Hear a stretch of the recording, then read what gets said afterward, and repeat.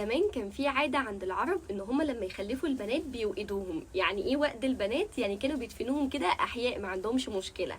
ليه؟ لانه عار علينا. استغفر الله العظيم، انا ما اعرفش كانوا ازاي بالعقلية دي. ودايما شايفين ان لما خلفش ولد ذكر يبقى كده نسله منقطع وذكره منقطع، يعني مش هيتردد اسمه تاني، خلاص نسله اتوقف. في واحد بقى وبدون ذكر اسماء كان واقف مع النبي صلى الله عليه وسلم بعد ما مشي وخلص كلامه مع النبي والنبي مشي. جماعة من قريش قالوا له انت كنت واقف مع مين؟ قال لهم ذاك الأبتر. يعني ايه ذاك الأبتر؟ الأبتر يعني مقطوع النسل، مقطوع الذكر، يعني ما عندوش أولاد ذكور. فنزلت سورة إنا أعطيناك الكوثر فصلي لربك وانحر إنا شانئك هو الأبتر. يعني ايه بقى الكلام ده؟ إنا أعطيناك الكوثر يعني ربنا سبحانه وتعالى بيقول للنبي إن هو إداله نهر اسمه الكوثر ده في الجنة. فصلي لربك وانحر يعني صلي، يعني اشكر ربنا على النعمة اللي هو اداها لك.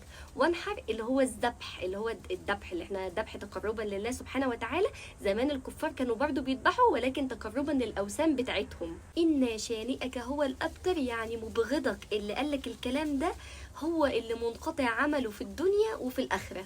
وتخيلوا بقى أمة سيدنا محمد كلها بتصلي عليه وبتذكره. كمان النبي صلى الله عليه وسلم موجود في قبره ولكن هو قائد الأمة الإسلامية كلها. صلوا عليه.